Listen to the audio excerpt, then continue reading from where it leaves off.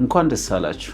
አዲስ ልጅ አግኝታችኋል። ልጃችሁ በትክክል መስማት አለመስማቱን እንዴት ማወቅ እንደሚቻል አስባችሁ ታውቃላችሁ? ቤት ውስጥ በቀላሉ እንዴት ማወቅ እንደምትችሉ መንገዶችን እነግራችኋለሁ። የመጀመሪያው ለከፍተኛ ድምፅ መደንገጥ ነው። ከፍተኛ ድምፅ በሚሰማበት ጊዜ፣ እጅ በሚጨበጨብበት ጊዜ፣ በር በሚዘጋበት ጊዜ ልጁ መደንገጥ ወይንም ማልቀስ ወይም እጁን መዘርጋት ካለ ይሄ መጀመሪያው እንደሚሰማ የምናውቅበት መንገድ ነው። ሁለተኛው ድምፅ ወደ ሰማበት አቅጣጫ አንገቱን ማዞር ነው። በተለይ ይሄ ከ2 ወር እስከ 3 ወር ባለው ጊዜ የሚታወቅ ነው። የእናቱን ድምፅ ወይም የአባቱን ድምፅ በሚሰማበት ጊዜ አንገቱን ድምፅ ወደ ሰማበት አቅጣጫ ማዞር ወይንም አይኑን ድምፅ ወደ ሰማበት አቅጣጫ ማዞር። እንዲሁም ድምፅ በሚሰማበት ጊዜ መረጋጋት። ለምሳሌ በሚያለቅስበት ጊዜ የእናቱን ድምፅ በሚሰማበት ጊዜ የመረጋጋት ምልክት ከታየ እነዚህ የህፃኑ የመስማት ምልክቶች ናቸው። ነገር ግን እርግጠኛ ለመሆን የምናደርገው ምርመራ ኒውቦርን ሂሪንግ ስክሪኒንግ ወይንም የአራስ ልጅ የመስማት ምርመራ ይባላል። ይሄ ምርመራ ህፃኑ በተወለደ በጥቂት ቀናቶች ውስጥ የሚደረግ ምንም አይነት ህመም ያሌለው